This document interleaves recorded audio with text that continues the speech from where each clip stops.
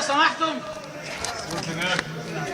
والاخ ايه اول ما نادوا على اسمي قال بس الشيخ عمر هيخش وهيوريهم بقى الرجوله بقى والايه والشغل التحقيقات يعني بجد. اول ما دخلت اول دقيقتين راح انا متخيل كلهن سواء. اختراع صغير مش عارف حط بارود وبوم وفرق جاي البوم يعني. ما شاء الله العيله كلها. المهم ايه فالمفروض ان هو عايز بقى يستفيد من الاختراع بتاعه ده في انه يبيعه.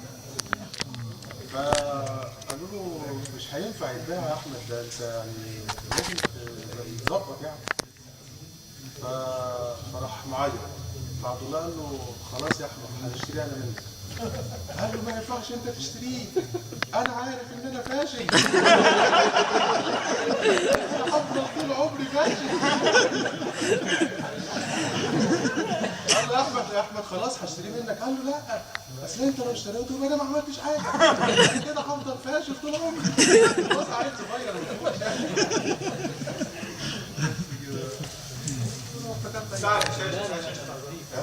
فكروا كنا قاعدين في الزياره فايه فبقول لي عايز كنز.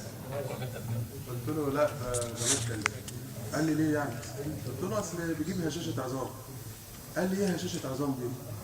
قلت له هشاشه عظام دي يعني العظم بتاعك يبقى هش وضعيف كده. قال لي هشاشه عظام هشاشه كمبيوتر انا عايز كنز.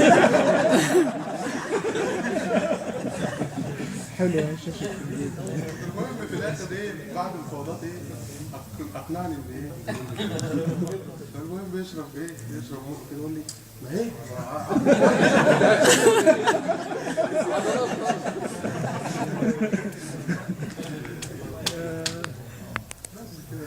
الخباءات يا معلش عشان الخباءات.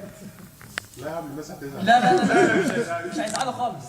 لما فتحوا شويه في الخباءات في الاستقبال فايه وقع في الناس ممكن بيبهدل الدنيا خالص، دي حته بخش فيها. المهم الوضع كان حرج جدا يعني وانا مش عارف اسيطر عليه وخرج بره السيطره. ففي الاخر ايه يحيى احكم سيطرته عليه وبعد مفاوضات جامده حدد له مكان يلعب فيه.